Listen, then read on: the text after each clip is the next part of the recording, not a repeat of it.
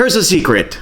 The most important decision you'll ever make as an investor isn't which stock to buy. It's knowing what kind of investor you are. Get this wrong and you'll underperform your own portfolio. And get it right and you'll compound with confidence for decades. So which one are you? Passive, active, or somewhere in between? Let's find out. Hello fellow compounders, I'm Dennis Chen, former hedge fund manager, CFA charter holder, Wharton MBA, and your guide here at the Always Be Compounding Club. Today, we're diving into one of the most important questions in investing. Are you a passive investor or an active investor? This choice shapes everything: your strategy, your results, and even your peace of mind. Before we dive in, a quick but important disclaimer. This video is for educational and entertainment purposes only. It is not financial, investment, or tax advice. All tickers and examples are hypothetical and for illustration only. I'm sharing general information and examples, not recommendations tailored to you. Investing involves risk, including possible loss of principal. Past performance does not guarantee future results. Your situation is unique. Always do your own research and consult a qualified financial professional before making any decisions. With that out of the way, let's get started. Segment 1, where this debate began. Let's roll back to 1949.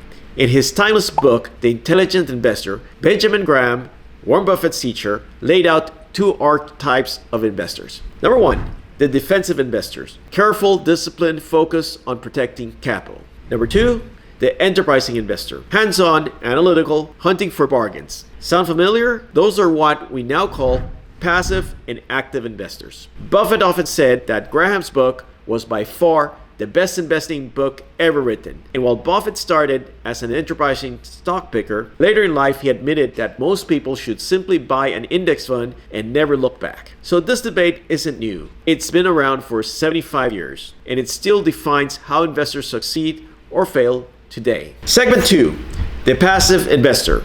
The set it and forget it superpower. Passive investors aren't lazy, they're disciplined. They understand that while predicting the next hot stock is nearly impossible, capturing the return of the entire market is entirely possible. How? By using simple tools like the three-fund portfolio. The three-fund portfolio was popularized by Boglehead's community, inspired by Vanguard's founder Jack Bogle's philosophy of low-cost diversified index investing. It's become the go-to template for passive investors around the world. It's built with just 3 broad, low-cost index funds. Number 1, a U.S. stock market fund for ownership of American companies, something like VTI, that's Vanguard Total Stock Market Index Fund. Number 2, an international stock market fund for global diversification, something like VXUS. Number 3, bonds for stability and income, something like VND. You can check out more about the three-fund portfolio in this video. In the example we'll use here, the allocation is as follows: 50% in U.S. stocks through VTI, 30% in international stocks through VXUS, and 20% bonds in VND. With just these 3 funds, you own over 10,000 companies worldwide, plus a ballast of bonds to smooth out the ride.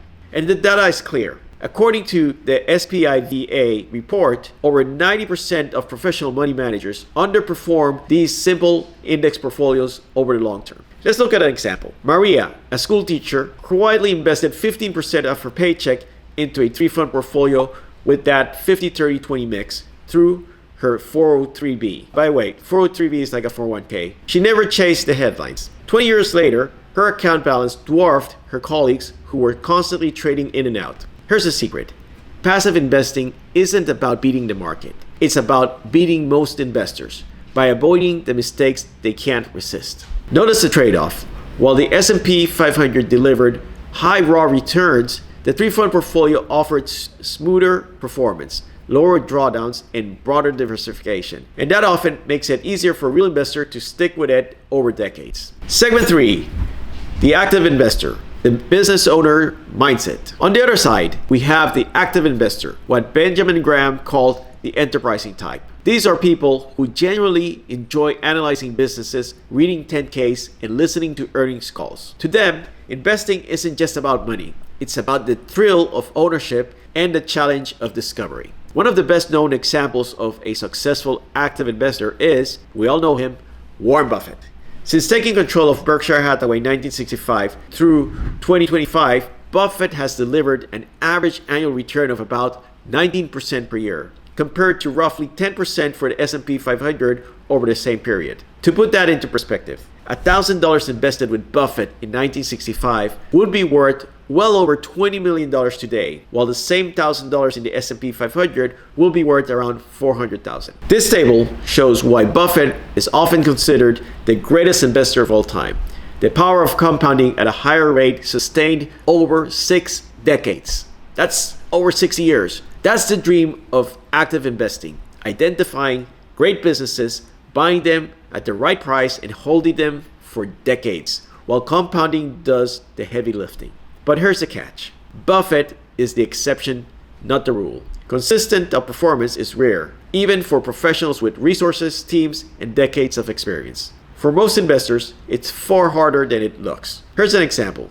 James, an engineer, manages a coffee can portfolio of 25 carefully chosen companies. Some years he beats the market, some years he lags, but he loves the process, the pride of owning businesses he believes in. But what if you like the simplicity of passive investing and the excitement of active picks? Is there a way to have both? Segment 4, the hybrid, best of both worlds. Yes, it's called the core satellite strategy. Here's how it works. You have a core portfolio with 70 to 80% of your money in passive index funds. That's your stable foundation. And you have satellites. It's a satellite portfolio with 20 to 30% in active bets. Dividend growth stocks, Berkshire Hathaway, Brookfield, or even sector ETFs. This way, you get the best of both worlds. The long-term reliability of the market's return, plus the engagement and upside of active ideas. But where did this idea come from? The core satellite framework first gained traction among institutional investors in the 1980s and 90s. Pension funds and endowments realized that they could lower costs and ensure steady growth with a passive core, while still giving skilled managers a small slice to pursue outperformance. That's a satellite. Over time, financial advisors adopted the model for everyday investors. It turned out to be the perfect compromise. The core delivers predictability, and the satellites provide excitement, and the combination keeps people invested for the long run. For example, David in his 40s has most of his money in index funds, but has a satellite portfolio that includes Brookfield, Berkshire, and SCHD. His core portfolio keeps him disciplined, and his satellites keep him engaged. This approach is why many investors actually stick with the plan. Because let's face it, investing isn't just about math, it's about psychology. Segment 5, know thyself. Here's where it gets personal. The most dangerous thing in investing is lying to yourself. If you're temperamentally passive but try to go active, you'll get burned out. If you're wired to be active but force yourself to be passive, you'll get bored and eventually sabotage your own plan. So ask yourself this: do I enjoy reading financial reports? Do I have the time and patience for 20 to 30 individual stocks? Or do I prefer to keep it simple and focus on my career, my family, and hobbies? There's no wrong answers. What matters is matching your temperament to your strategy.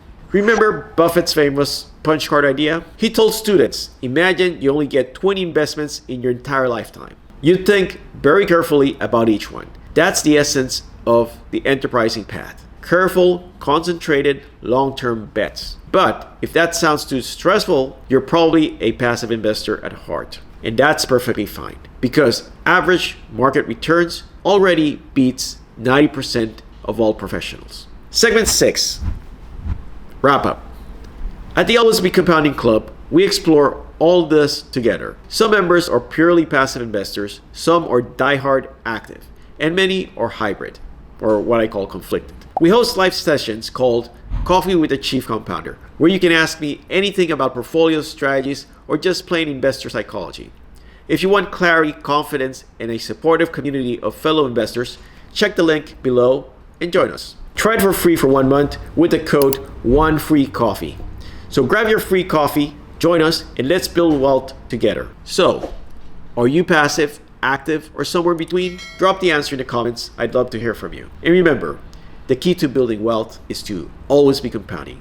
See you in the next video. Take care.